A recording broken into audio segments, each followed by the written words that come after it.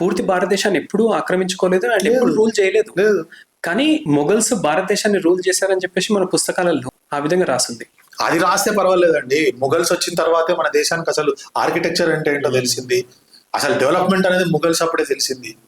ఏంది డెవలప్మెంట్ అనేది మొఘల్స్ అప్పుడు తెలిసేది? ఏమైనా క్రెడిట్ చేస్తే 24 గంటలు ఒకటి మొఘల్స్ కి లేకపోతే బ్రిటిషర్స్ కి. వీళ్ళు వచ్చిన తర్వాత అసలు అడ్వాన్స్మెంట్ అనేది తెలిసిందని అంటారు. అంతకంటే దారుణం ఏమైనా ఉందానండి? నాకు అర్థం కాదు. ఎక్కడి నుంచి అంటే ఇప్పుడు చరిత్ర అనేది ఒక 15,000, 20,000, 30,000 సంవత్సరాల నుంచి ఉంది. ఫస్ట్ సెంచరీ నుంచి చరిత్ర ఇప్పుడు అని చెప్పాం మనం.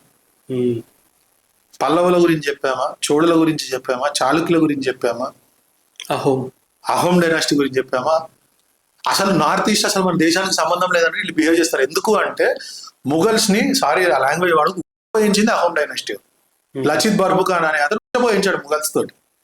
వాళ్ళు దండయాత్ర 2 సార్లు వాళ్ళు యుద్ధానికి వెళ్తే వీళ్ళకున్న ఆర్మీ ఇంత, అహోమ్స్ది వీళ్ళకున్న ఆర్మీ ఇంత, అయినా కానీ ఏం చేయలేక వెనక్కి వెళ్ళిపోయారు.